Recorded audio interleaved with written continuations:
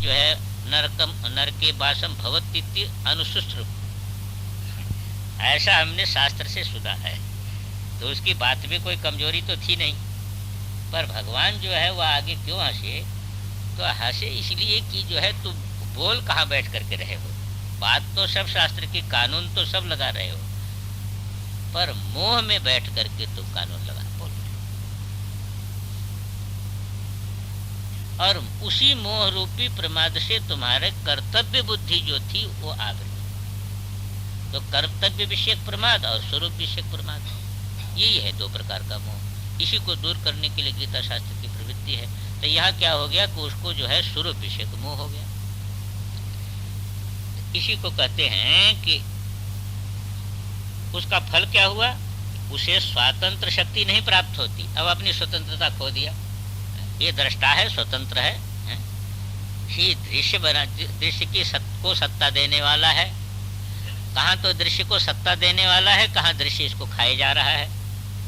इसकी स्वातंत्र शक्ति प्राप्त नहीं होती। जो योगी विवेक का दृढ़ अभ्यास करता है, अब यहाँ देखिए अभ्यास चलेगा, इसमें सब अभ्यास है।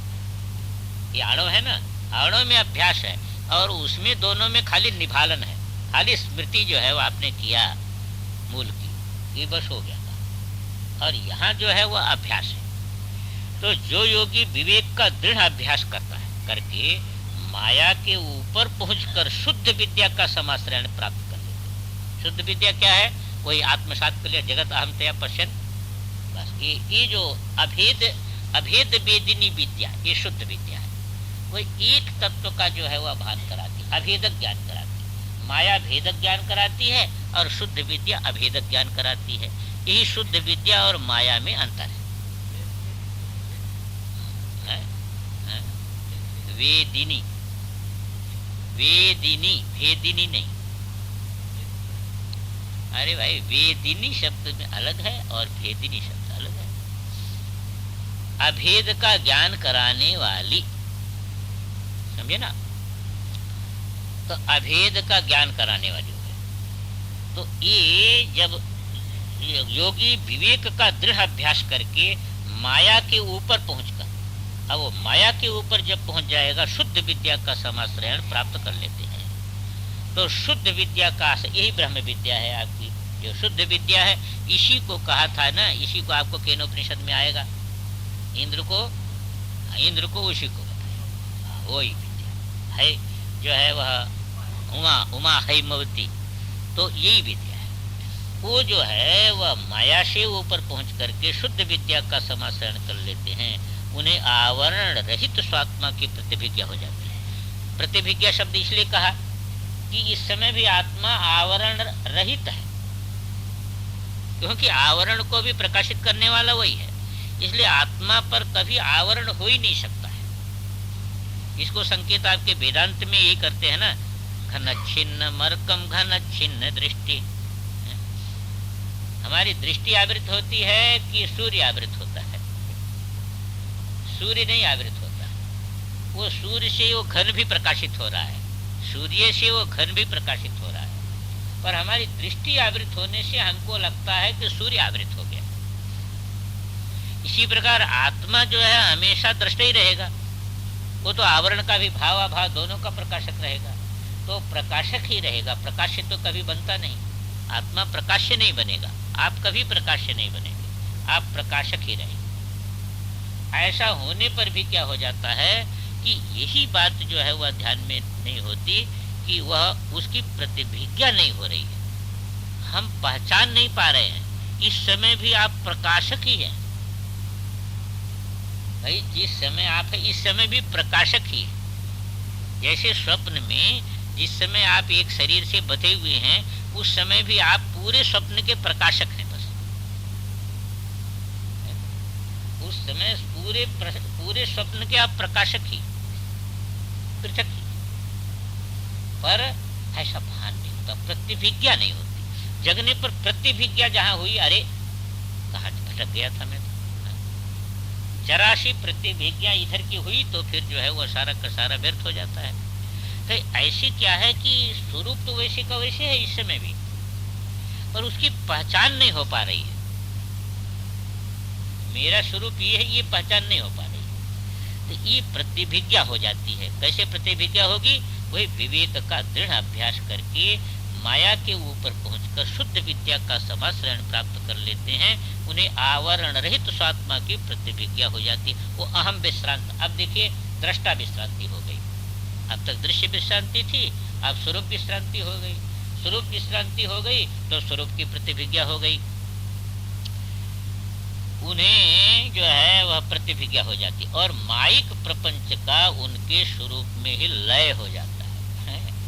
अब देखिए यही देखिए सांख्य से अंतर ही बनता है। सांख्य ने उसको प्रकृति को स्वतंत्र सत्ता माना, यहाँ पर स्वतंत्र वेदांत में प्रकृति स्वतंत्र सत्ता वाली नहीं है, इसलिए मैं के अधीन है। जैसे यह है, मैं है, तो मैं के सिद्ध हुए बिना यह नहीं सिद्ध हो सकता। पूर्व सिद्ध कौन है? आप सिद्ध हैं कि दृश्य सिद्ध? पहले आप सिद्ध हैं कि पहले दृश्य सिद्ध? आपकी सिद्धि के बिना दृश्य की सिद्धि?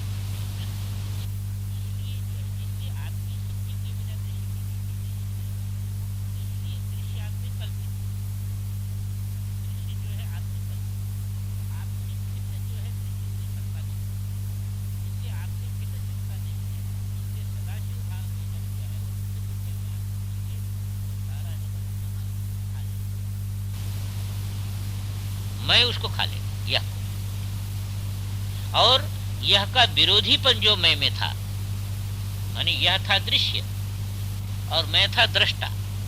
ये दृष्टा जो दृश्य का विरोधीपन जो था, वो विरोधीपन भी समाप्त हो जाएगा। इसीलिए भगवान जो है गीता में 13वें अध्याय में संकेत करते हैं, पहले तो क्षेत्र से क्षेत्रज्ञ को अलग कर दिया है, और फिर ज्ञान के विषय में क्या कहा? क्षेत्र क्षेत्रज्ञयोर ज्ञानम यत्तज ज्ञानम। ये क्षेत्र क्षेत्रज्ञ विभाग आप में प्रतीत हो रहा है, होगी ज्ञप्ति स्वरूप में प्रतीत। तो उसकी प्रक्रिया क्या होगी? प्रक्रिया पहले क्षेत्र से क्षेत्रज्ञ को अलग करें, यह से मैं को अलग करें। तीन चीज का समाधान वहां पर किया। एक तो पहले यह से मैं को अलग कर दिया, और फिर उसके बाद दो कोटि हो गई, एक मैं एक यह। अब उसके बाद फिर विचार आया कि ईश्वर को किस कोटि में रखना? ईश्वर को यह कोटि में रखना, क्योंकि परोक्ष है हमारी, तो ईश्वर अभी तक परोक्ष है, तो ईश्वर को यह कोटि में रखना कि मैं कोटि में रखना?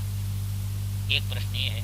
दूसरे, मैं प्रत्येक शरीर में भिन्न भिन्न है कि एक ही मैं जो है वह सभी शरीरों में मालूम हो रहा है? ये दो प्रश्न हो गया ना। ये दो प्रश्न स्वाभाविक है। जब मैं यह का विभाग हमने कर लिया तो दो प्रश्न हमारे सामने खड़ा होता है कि प्रत्येक उपाधि में मैं पृथक पृथक है कि एक है, और ईश्वर को कहाँ रखना? मैं में मिलाना कि यह में मिलाना? इसका उत्तर दे दिया ईश्वर के तरफ से कि क्षेत्रज्ञम चापि माम वेत्ति सर्व क्षेत्रेषु। तो एक ईश्वर रूप में रह गया बस। जब ईश्वर ही सभी क्षेत्रों में क्षेत्रज्ञ करके मालूम हो रहा है तो क्षेत्र उपाधि हो गया। उस उपाधि के कारण ईश्वर जो है वह उस तत्त क्षेत्रों में क्षेत्रज्ञ करके प्रतीत होने लगा। तो अब मैं का अर्थ क्या हो गया? ईश्वर, क्योंकि दूसरा ने जीव बीच में रहे नहीं, जीव को खत्म।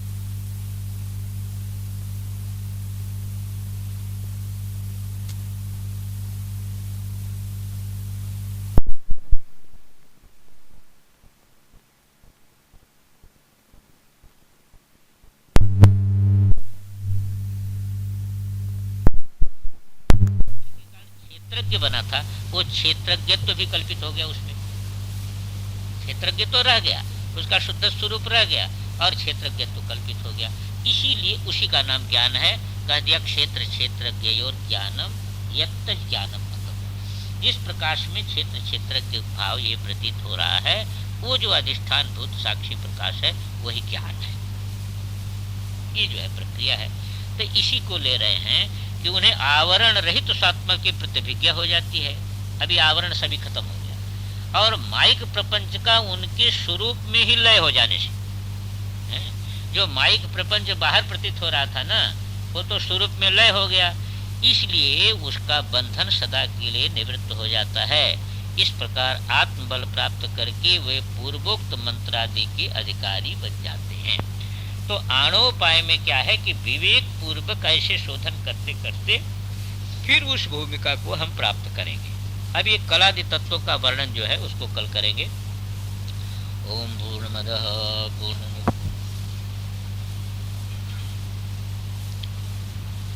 कल चल रहा था कलादीनां तत्वानां अविवेको माया।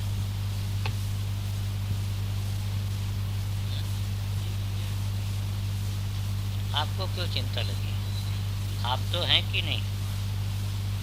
पाठ सुनने वाले। नाम तत्वानाम अविवेको माया।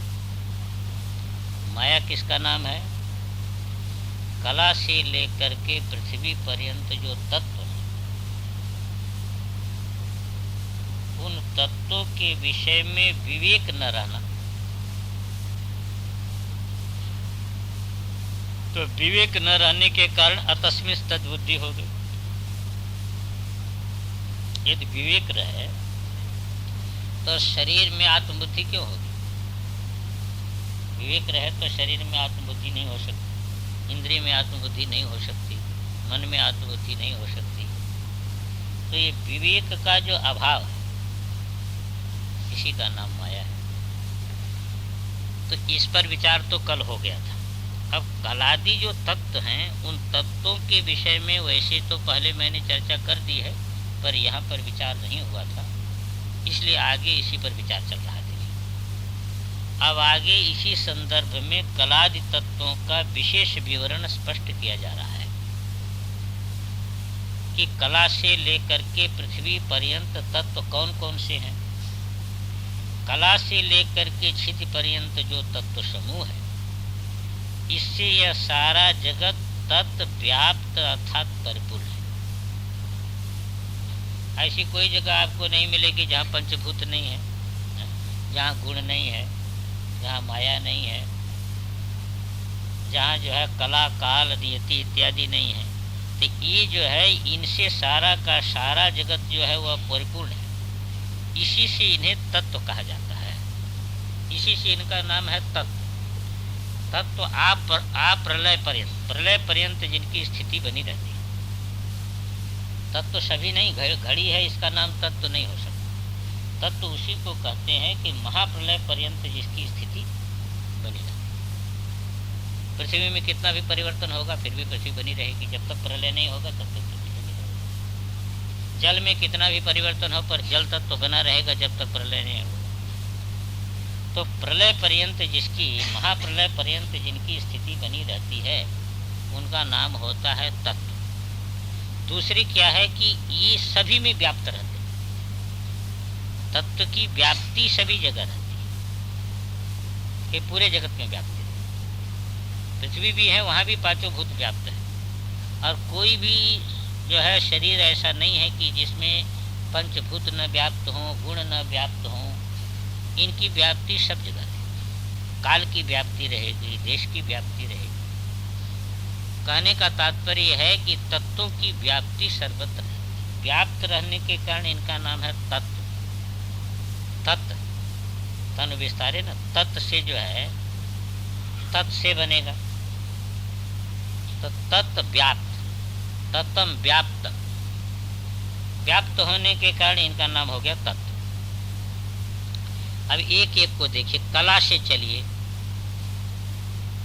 ये कला के ऊपर कौन कौन से तत्व आपके रह गए? कला से ऊपर है, ऊपर से चलिए तो शिव शक्ति, शिव शक्ति हो गया। सदाशिव ईश्वर शुद्ध विद्या। इसके बाद माया है। माया के बाद फिर कला का आरंभ होता है। तो ये जो माया है ना, अब माया के बाद ये सब, माया के अधिकार में ये सब के सब आ जाएंगे। कला से लेकर के क्षिति पर्यंत ये सब माया के अधिकार में है। ये माइक कार्य है। तो माया का कार्य ही है ये कला। तो इसमें क्या होता है कि कला उसको कहते हैं कि ईश्वर भाव जैसे है, ईश्वर भाव में सर्व कर्तृत्व है कि कर्तुम अकर्तुम अन्यथा कर्तुम समर्थ है ईश्वर। लेकिन जिसके जिस कंचुक के कारण, जिस संकोच के कारण ईश्वर में किंचित कर्तृत्व आ जाता है, जैसे अस्मदादि में वही ईश्वर संकुचित हो गया। देखो, तो हम लोग कुछ कर सकते हैं, ज्यादा नहीं कर सकते। तो क्यों ऐसा हो गया? जब सब जगह क्षेत्र के ईश्वर ही है, ईश्वर ही यहाँ धन है, तो उसमें उसकी शक्ति कहाँ चली गई?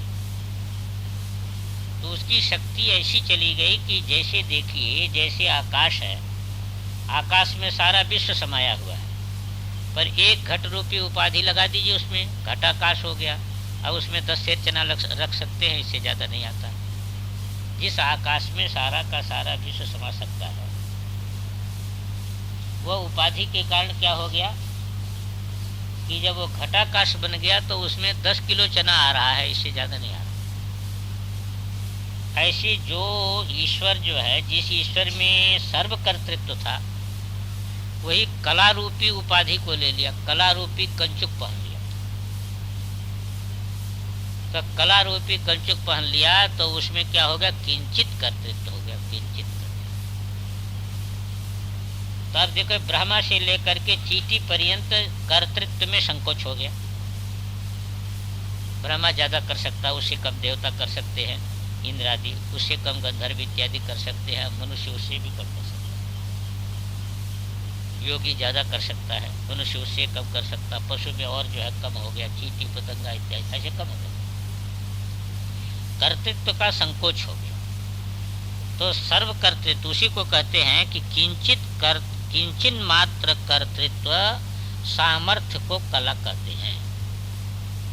कला उसी का नाम है कि जिसके कारण जो है वह ईश्वर तत्व ऐसा संकुचित हो गया कि किंचित कर्तृत्व उसमें कुछ कर सकता है अब, और कुछ नहीं कर सकता। जैसे विद्युत में बहुत प्रकाश का सामर्थ्य है और 0 पावर का बल्ब लगा दिया, अब विद्युत झक मार गया, अब क्या कर सकते? तो सामर्थ्य थोड़े चला गया था, पर सामर्थ्य की अभिव्यक्ति जो है, जैसी उपाधि है उसी के अनुसार सामर्थ्य की अभिव्यक्ति होती है। अब उपाधि संकुचित हो गई तो सामर्थ्य संकुचित हो जाएगा, उपाधि बढ़ गई तो सामर्थ्य बढ़ जाएगा। 100 पावर का लगा देंगे ज्यादा प्रकाश हो जाएगा, 1000 पावर का लगा देंगे और प्रकाश हो जाएगा, 1,00,000 पावर का लगा देंगे और प्रकाश हो जाएगा। तो प्रकाश तो बढ़ता जाएगा, पर है ये सब परिच्छिन्न, ये सब परिच्छिन्न, पूर्णता नहीं रही। तो इसी को कहते किंचित मात्र कर्तृत्व सामर्थ्य को कला कहते हैं। तो एक हो गया, ये पंच कंचुक पहले चल रहा है। देखिए, पहला कंचुक क्या है? कला। कला ने क्या किया कि सर्व कर्तृत्व को किंचित कर्तृत्व में बदल दिया। इसी प्रकार किंचित ज्ञान सामर्थ्य को विद्या तत्व कहते हैं। ईश्वर में क्या था? सर्वज्ञ। ईश्वर सर्वज्ञ है। अब एक कंचुक के कारण के जो है विद्या रूपी कंचुक, कहीं विद्या कहते कहीं अविद्या कहते हैं, ये विद्या रूपी जो कंचुक के कारण क्या हो गया कि अब उसमें किंचित ज्ञत्व है, थोड़ा जानता है, ज्यादा नहीं जानता। हम अपने सामने की बात जान सकते हैं पर ज्यादा नहीं जानते। अज्ञानी, अज्ञान ऐसा नहीं है। ये लोग कहते हैं कि अज्ञान मत कहो, अज्ञानी कहाँ हो गया? ये किंचित ज्ञानी हो। जीव अज्ञानी है ऐसा मतलब ये नहीं, किंचित ज्ञत्व इसमें, इसका ज्ञान संकुचित है। अज्ञानी होता तो कुछ नहीं जानेगा, पर ऐसा नहीं होता, कुछ जानता है, पूरा नहीं जानता, ज्यादा नहीं जानता। इसलिए जिसके कारण इसकी सर्वज्ञता संकुचित हो करके किंचित ज्ञत्व में परिणत हो गई, उसका नाम है विद्या तत्व। एक कंचुक के अंतर, इसको कंचुक बोलते हैं, पंच कंचुक है। पूर्णता न होने से वह अशुद्ध विद्या है, ये शुद्ध विद्या नहीं है। ये उसकी विद्या जो है वह अशुद्ध विद्या है, क्योंकि उसने जो है संकोच कर दिया। यही हमारे लिए इष्टतम है। अब देखिए, राग आ रहा है। ईश्वर भाव में क्या था? आप में नित्य तृप्त था। ईश्वर नित्य तृप्त है, उसको कोई अभाव नहीं है, पर यही हमको चाहिए, बस इतने चाहिए। अब वो थोड़े में तो जो है तृप्त है और बाकी में अतृप्त हो, अब राग हो गया। तो राग से, जिसमें राग होगा वही उसको चाहिए, दूसरी चीज नहीं चाहिए, वही चाहिए। राग जहाँ हो गया वही चाहिए उसको, वो मिले बिना उसको तृप्ति का भान नहीं हो। तो हमारे नित्य तृप्ति को जो संकुचित कर देता है उस तत्व का नाम है राग तत्व। इसी को कहते, यही हमारे लिए इष्टतम है, यह राग है। यह जो है यह भी क्या हो गया कि यह मुख्य पाश है, बंधन है। अब काल आ गया, क्या काल में बध गया। काल में कैसे बध गया? काल में इस समय बध गया कि अब देखिए कि वहां क्या था, उसमें नित्यत्व था, ईश्वर भाव में नित्यत्व था। अब बध गया, मैं जन्म लिया हूं, इतने दिन जीऊंगा फिर मर जाऊंगा। इस समय हमको ये चीज प्राप्त है, इस समय नहीं प्राप्त है। अब इस समय हमको भोजन 10 बजे मिलना चाहिए। तो देखो काल में बधा है, काल में बध गया। ईश्वर काल परिच्छेद में नहीं है, अब ये जीव काल परिच्छेद में आ गया। तो ये काल तत्व है, काल तत्व से जो है ये परिचिन हो गया। इस समय हमको यह प्राप्त हो, यह काल है। यह भी असीम आत्मा को सीमित करता है, उसको सीमित कर दिया, नित्य को अनित्य बनाता है। और नियति क्या है? कर्म फल का नियतपना ही नियति है। अब जैसा कर्म करेगा वैसा उसको फल भोग मिलेगा। कहाँ स्वतंत्र था, सारा विश्व उसकी शक्ति थी। कहाँ अब कर्म करे तब जो है वह दिन भर काम करे तो शाम को मजदूरी मिले तो खाए। अब जैसा जैसा कर्म करेगा, अब नियति के बंधन में आ गया ना। अब ये नियति के बंधन में आ गया। था तो ये सम्राट, अब मजदूर हो गया, अपने सम्राट भाव को भूल गया, अब नियति के अधीन हो गया। अब जितना करे कर्म, यज्ञ करेगा तो स्वर्ग जाएगा, नहीं करेगा तो नहीं जाएगा, पाप करेगा तो नरक जाएगा, उपासना करेगा तो देवता को प्राप्त करेगा। तो अब नियति के अधीन हो गया, स्वातंत्र उसका कहाँ चला गया? उसका जो स्वातंत्र था वो जिसके द्वारा स्वातंत्र संकुचित हो गया। ईश्वर भाव में देखो स्वतंत्र था ही, अब नियति के अधीन हो गया, अब उसका स्वातंत्र नहीं रहा। इसका नाम है पंचकंचुक। कौन पंचकंचुक हुए? कला 1, विद्या 2, राग 3, काल 4, नियति 5। ये 5 कंचुक से जब ये बद्ध हो जाता है, ये 5 कंचुक हैं, पहले माया के बाद यही 5 कंचुक हैं। तो ये 5 कंचुक से जब बध गया ये, तो देखिए कर्म फल का नियत पर ही नियति है। अंतस तत्व में सुख दुख अज्ञ मोह सम हो, रज तम सत्व की साम्यावस्था हो तो प्रधानता। अब इसके बाद प्रकृति आएगा, प्रधान आएगा। तो प्रधान क्या हो गया? तीनों गुणों की साम्यावस्था का नाम प्रधान। जब मन अब जो एक कंचुक में बध गया तो गुणों के अधीन हो गया। अब गुणों के जब अधीन हो गया तो तीनों गुणों की जिस समय साम्यावस्था है उस समय उसका नाम क्या हो गया? प्रकृति। अब गुण का कार्य यहाँ से शुरू हो, इसके पहले गुण का कार्य नहीं है, इसके पहले गुण का कार्य नहीं है। अब यहाँ पर जो है जब अंतःकरण में इसको तीनों गुण समान भाव में हैं तो उसका नाम हो गया प्रकृति। उसी को कहते प्रधान। सांख्य वाले क्या कहते उसको? प्रधान। तो साम्य अवस्था ये हो गई प्रधान, अर्थात तादृश अंतस तत्व ही प्रधान यानी प्रकृति तत्व है। इस प्रकार जो है अपने अंदर जो भान है, साम्यावस्था का जो भान है, इसी को लोग चित्त कहते हैं। आगम के लोग उसको चित्त कहते हैं, सांख्य वाले उसको प्रधान कहते हैं, कोई उसको प्रकृति कहते हैं, और ये लोग उसको चित्त कहते हैं। चित्त अपर पर्याय प्रकृति है, इसलिए चित्त ये अलग नहीं लेते, उसी का नाम चित्त है। चित्त उसको कहते हैं जिसमें तीनों गुण समान रूप में हो।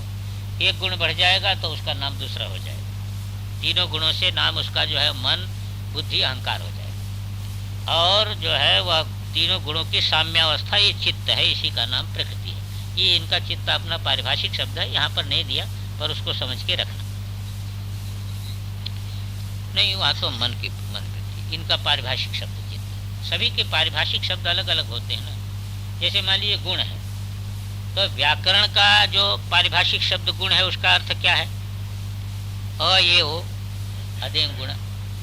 अब व्याकरण के प्रसंग में जब गुण पूछा जाएगा तो वहां पर सत्व रज तम अर्थ नहीं हो सकता है, क्योंकि व्याकरण का गुण जो पारिभाषिक शब्द है उसका अर्थ है अ ए ओ अदे गुण। अब यहाँ पर जब आप उसको विचार करेंगे किसमें, कि जब ये विचार प्रक्रिया में सांख्य दर्शन में विचार करेंगे तब गुण का अर्थ क्या हो जाएगा, सत्व रजतम। अब यहाँ सत्व रजतम हो जाएगा। तो ऐसे सबके पारिभाषिक शब्द, उनका जो है वो पारिभाषिक शब्द है। चित्त माने प्रकृति, ये लोग चित्त माने प्रकृति, चित्त अपर पर्याय प्रकृति, तो वही हो गया प्रकृति तत्व हो गया। अब तीन गुण है ना, सुख दुख मोह। सुख दुख मोह माने सत्व रज तम, इसी को ये लोग सुख दुख मोह कहते हैं। कौन, सांख्य वाले भी सुख दुख मोह कहते हैं। सत्व को सुख कहते हैं क्योंकि सत्व से सुख उत्पन्न होता है, तो सत्व को सुख कहते हैं, और रजोगुण को दुख कहते हैं, और तमोगुण का नाम मोह है। इसलिए सुख दुख मोह ये तीन गुण हैं, ये तीन गुण हो गए। अब इस तीन का अर्थ समझिएगा आप, सत्व रज तम। सुख दुख मोह का अर्थ हो गया सत्व रज तम, ये तीन गुण हैं। मनन करने, मनन माने यहाँ निश्चय।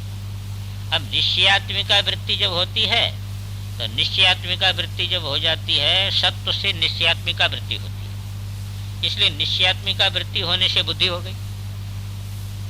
यहाँ पर मनन का तात्पर्य जो है, यहाँ पर मनन का तात्पर्य जो है निश्चय बुद्धि वृत्ति नहीं, ऐसा नहीं आता है। इसीलिए यहाँ पर लिख दिया निश्चय। निश्चयात्मिका जो वृत्ति है, इस वृत्ति का नाम है बुद्धि, माने महत्तत्व। वहां से सांख्य प्रक्रिया से चलिए तो क्या है, वही बुद्धि है, महत्तत्व है। अब वो ये तत्व का वर्णन आ रहा है। देखिए पंचकंचुक आ गया, पंचकंचुक के बाद क्या आ गया, प्रकृति है? प्रकृति आ गई कि नहीं, और प्रकृति से फिर आ गया महत्तत्व, ये हो गया महत्तत्व। तो और इन सब का अभिमान करने वाला अहंकार, महत्तत्व से क्या उत्पन्न हो गया, अहंकार उत्पन्न हो गया। अब अहंकार से जो है इंद्रियों का प्रयोगता मन उत्पन्न हो गया। अहंकार से एक तरफ मन उत्पन्न होता है और एक तरफ पंचतन मात्रा उत्पन्न होती है, एक क्रम है। तो अब मन हो गया। महत्तत्व माने बुद्धि, समष्टि बुद्धि, समझे ना।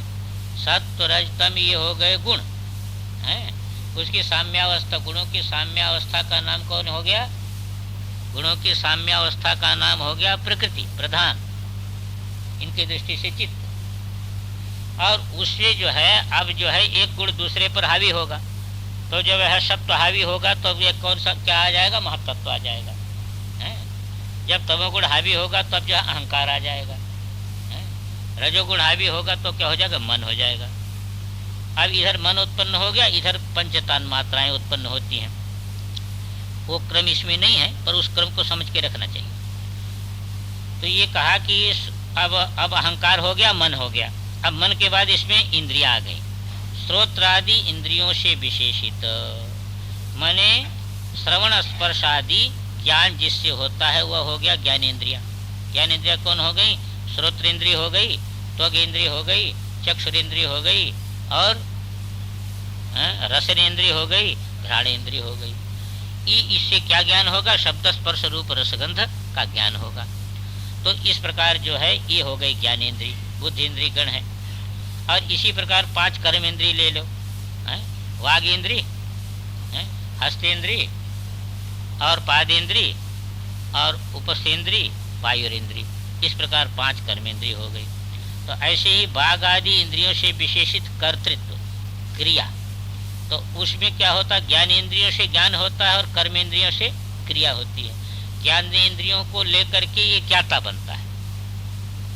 ये पंचकंचुक पहना हुआ जो जीवात्मा है वह ज्ञानेंद्रियों को लेकर के ज्ञाता बनता है, और कर्मेंद्रियों को लेकर के कर्ता बनता है। और ज्ञानेंद्रियों को लेकर के ज्ञाता बनेगा, और कर्मेंद्रियों को लेकर के कर्ता बनेगा। इसी बात को कहते हैं कि कर्तृत्व क्रिया जिसमें मानी गई है वही कर्मेंद्रिय गण है। शब्दादि सूक्ष्म रूप से अभाषित होने वाला तन्मात्र गण है, शब्द स्पर्श रूप रस गंध, तथा भिन्न मिश्रीकृत शब्दादि तन्मात्राओं से। यही पंचीकरण क्रम जो है, इसको क्या समझिए कि पंच जो तन्मात्राएं हैं उसको पंचीकरण जब हम करते हैं तो पंचीकरण करने से वो स्थूल हो जाता है। जैसे शब्द तन्मात्रा है, इसी का नाम है सूक्ष्म आकाश। सूक्ष्म आकाश का क्या स्वरूप है? शब्द तन्मात्रा।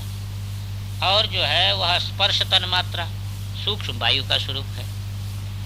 और जो है रूप तन्मात्रा, ये किसका स्वरूप है? सूक्ष्म अग्नि का स्वरूप है। और रस तन्मात्रा, ये सूक्ष्म जल का स्वरूप है। और गंध तन्मात्रा, ये सूक्ष्म पृथ्वी का स्वरूप है। ये हो गए सूक्ष्म महाभूत। अब इन्हीं सूक्ष्म जो है महाभूतों का पंचीकरण क्रम कर लिया, यानी एक में दूसरों को मिलाया। तो जैसे आधा आकाश, आधा सूक्ष्म आकाश, और आधे में जो है चारों को मिला दीजिए, दो दो आना करके चारों को मिला दीजिए। वायु को, अग्नि को, जल को, पृथ्वी को, सूक्ष्म। जब ऐसा मिला देंगे तो फिर स्थूल हो जाएगा, स्थूल आकाश हो जाएगा।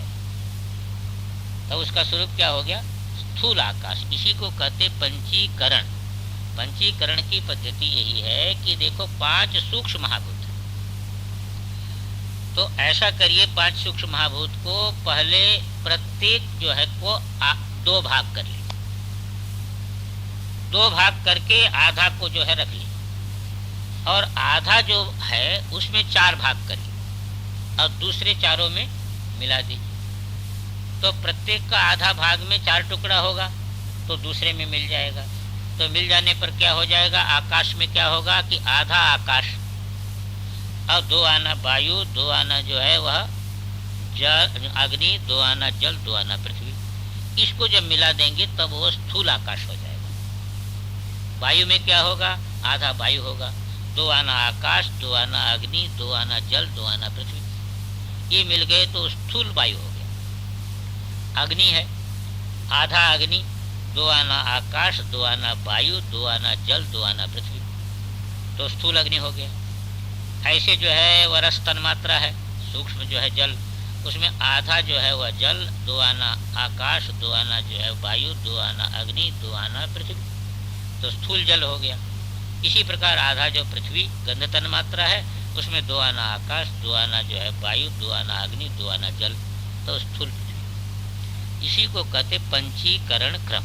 वेदांत का जो पंचीकरण क्रम है वही है। इसी को यहाँ पर कहा कि तथा भिन्न मिश्रीकृत शब्दादि तन्मात्राओं से उद्गत स्थूल रूप में व्यक्त 5 भौतिक गण आकाशादि क्षिति पर्यंत, माने आकाश, वायु, अग्नि, जल, पृथ्वी, ये प्रकट हो गए।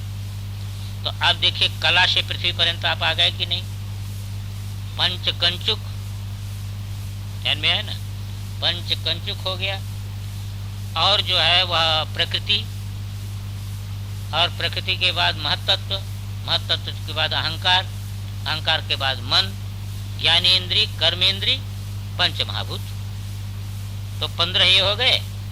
मन हो गया 16, पंच तन्मात्रा हो गई 21, और जो है अहंकार हो गया 22, महत्तत्व हो गया 23, प्रकृति हो गई 24, और पंचकंचुक हो गए 29। इससे बेष्टित जो पुरुष होगा वो पुरुष को लेकर के हो जाएगा 30, है ना? ये हो जाएगा। माया को लेकर के 31, माया से लेकर के पृथ्वी पर्यंत 31 है। कला से लेकर के पृथ्वी पर्यंत कौन है? ये 30, पुरुष को छोड़ करके 29। तो ये देखिए जो है इन सब कला से लेकर के क्षिति पर्यंत का जो अविवेक है, अविवेक क्या है? अर्थात इनसे विविक्त आत्मा को न जानना।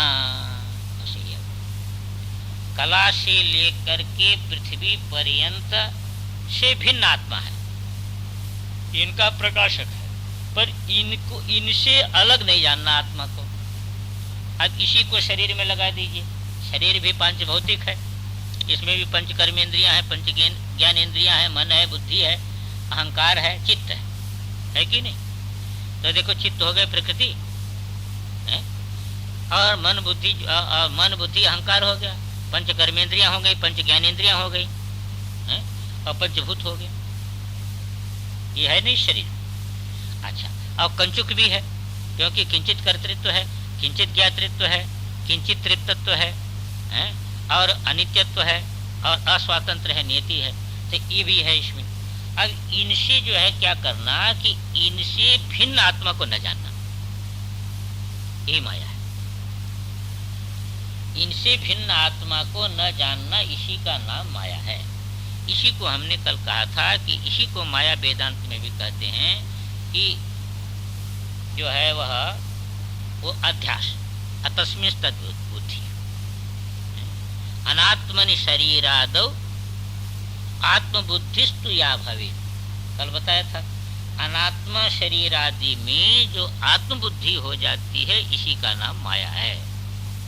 अनात्मनि शरीरादौ आत्मबुद्धिस्तु या भवेत् सा माया, तया एव एष संसार परिकल्पितः। उसी माया ने ये सारे संसार की कल्पना की।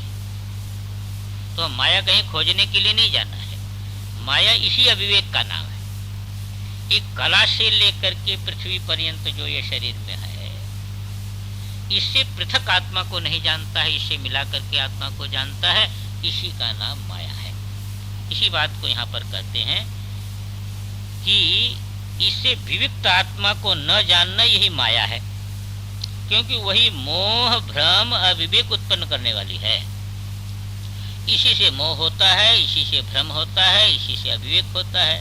अतः यही नित्य दृष्टा का आवरण है। आत्मा तो नित्य दृष्टा है। पहले भी हमने बताया था कल के प्रसंग में कि आप विचार करके देखिए, तो आत्मा हमेशा जो है वह दृष्टा ही रहेगा, दृश्य तो बनेगा नहीं।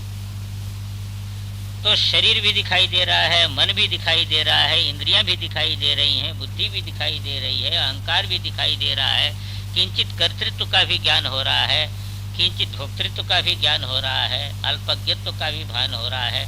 ये सारे का भान हो रहा है, किस प्रकाश में भान हो रहा है? वह प्रकाश इससे बिल्कुल पृथक रहे, पर इससे पृथक रहने पर भी जो विवेक ही नहीं हो पाता, मैं कहने से इसी में गिर जाता है, ये माया है। इसी का नाम माया है। ये अविवेक का नाम ही माया है। ये जो मोह हो जाता है, इसी का नाम माया है। कितना भी विचार करता है, पर मैं कहते यही आता है, हम मैं कहते चेतन क्यों नहीं आता है? ये मैं कहने से चेतन में डूबना चाहिए उसको, पर चेतन में नहीं डूबेगा, यही आएगा। इसी का प्रकाश कहने से बल्ब अपने को सामने आता है, राढ़ी अपने को सामने आता है, उससे पृथक करके प्रकाश का अनुभव नहीं होता। समस्या यही है। और प्रकाश बिल्कुल पृथक है, राड बिल्कुल पृथक है। प्रकाश में जो लंबाई चौड़ाई मालूम हो रही, वो राड की लंबाई चौड़ाई है, प्रकाश की नहीं है। ऐसे शरीर के साथ चेतनता जो मालूम हो रही, चेतन बिल्कुल पृथक है, शरीर बिल्कुल पृथक है। पर शरीर के कारण चेतन मालूम हो रहा 3.5 हाथ का है। यही जो अविवेक का नाम माया है। इसीलिए शुद्ध विद्या का संशय लेकर विवेकोदय आवश्यक है। शुद्ध विद्या क्या है?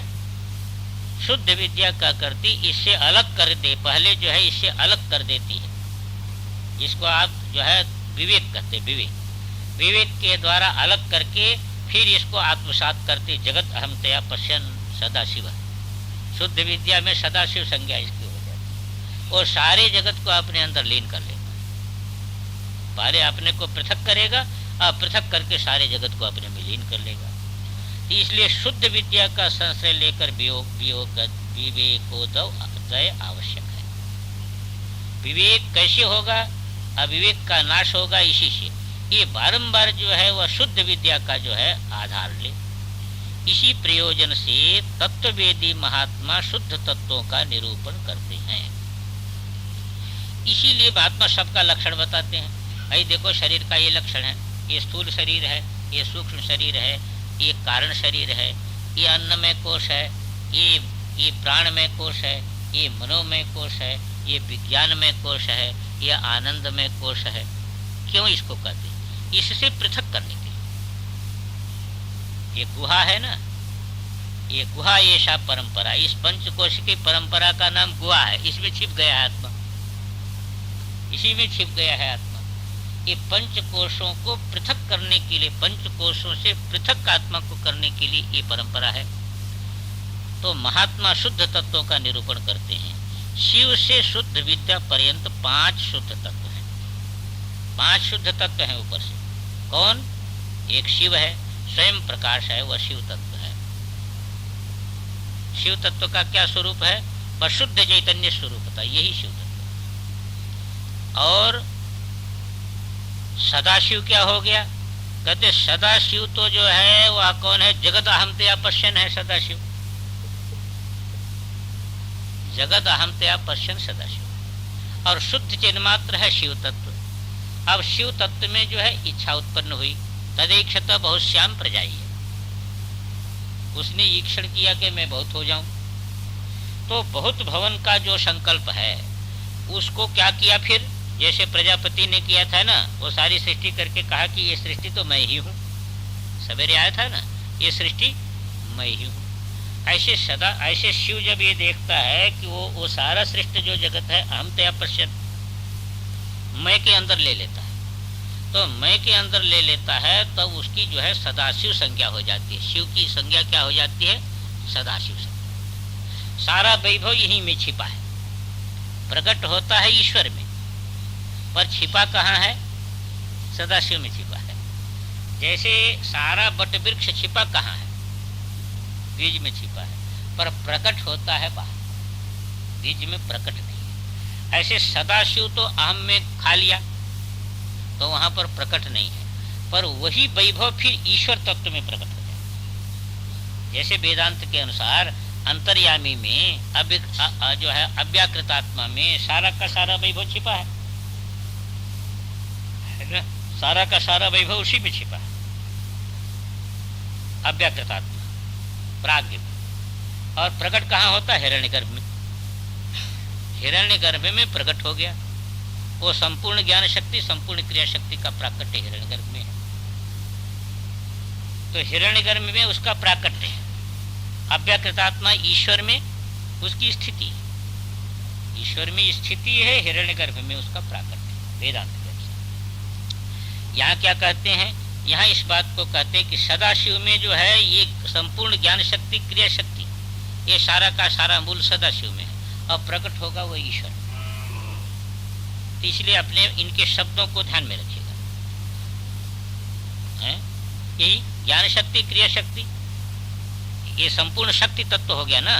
वो शक्ति तत्व को अपने अंदर ले लेता है, अपने अंदर खा के रखता है। संपूर्ण जगत को अहमतया पश्यन है ना, तो उसकी शक्ति हो जाता है ना, सारा का सारा उसका शक्ति हो गया। तो संपूर्ण ज्ञान क्रिया शक्ति उसके अंदर है।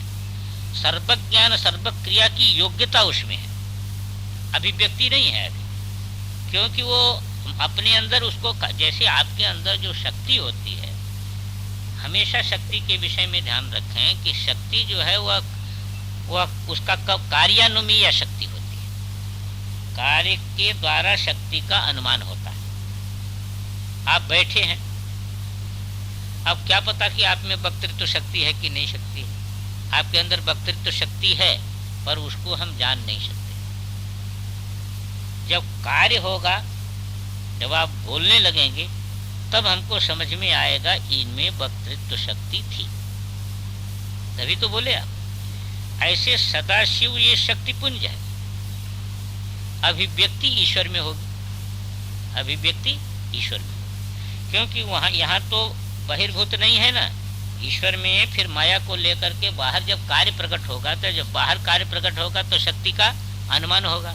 तो सदाशिव में वो शक्ति रह करके ईश्वर में प्रकट होगी। इसी को कहते सर्व क्रिया की योग्यता जिसमें है उसको सदाशिव तत्व कहते हैं। सदाशिव तत्वाश्रित देवता को ही साधिनी कला कहते हैं। इसी का नाम है साधिनी कला। इसी को कहते शुद्ध विद्या। कहीं साधिनी कला कहते हैं, शुद्ध विद्या कहते हैं। ये सदाशिव के आश्रित जो शक्ति है, देवता है, उसी का नाम है साधिनी कला।